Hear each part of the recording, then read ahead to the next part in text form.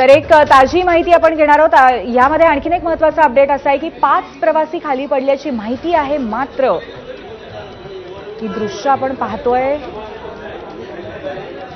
विचलित करणारी अशी दृश्य आहेत आणि 5 जणांचा हा आकडा वाढण्याची शक्यता आहे असंही कळतंय।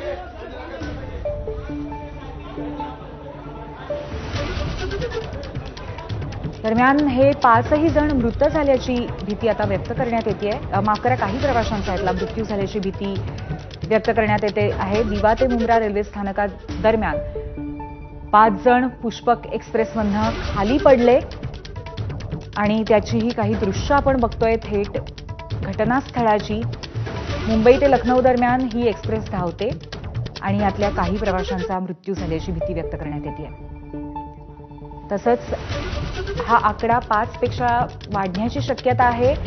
नक्की या दुर्घटनेची व्याप्ती किती आहे हे अजून कळू शकलेलं नाहीये, परंतु असं कळतंय की हा आकडा वाढण्याची शक्यता आहे। ते पाहता कदाचित ही घटना जास्त गंभीर आहे आणि त्याची व्याप्ती जास्त असू शकते। अजूनही कुठल्याही पद्धतीची औपचारिक माहिती याबद्दल मिळालेली नाहीये।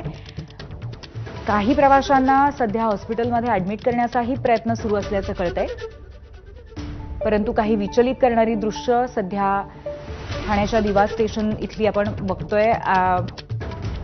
पुष्पक एक्सप्रेस ही सकाळी 8:25 निघते चर्चगेटवरनं आणि त्याच्यानंतर ती कल्याणला थांबते, परंतु त्या दरम्यान 5 प्रवासी पुष्पक एक्सप्रेसमधनं खाली पडले दिवा ते मुंब्रा या स्थानकादरम्यान। 5 असा आकडा सध्या कळतोय आणि या प्रवाशांचा मृत्यू झाल्याची भीती व्यक्त करण्यात येते, परंतु आकडा वाढण्याची शक्यता आहे। या बातमीबरोबरच बुलेटिन आपण इथेच थांबवतोय।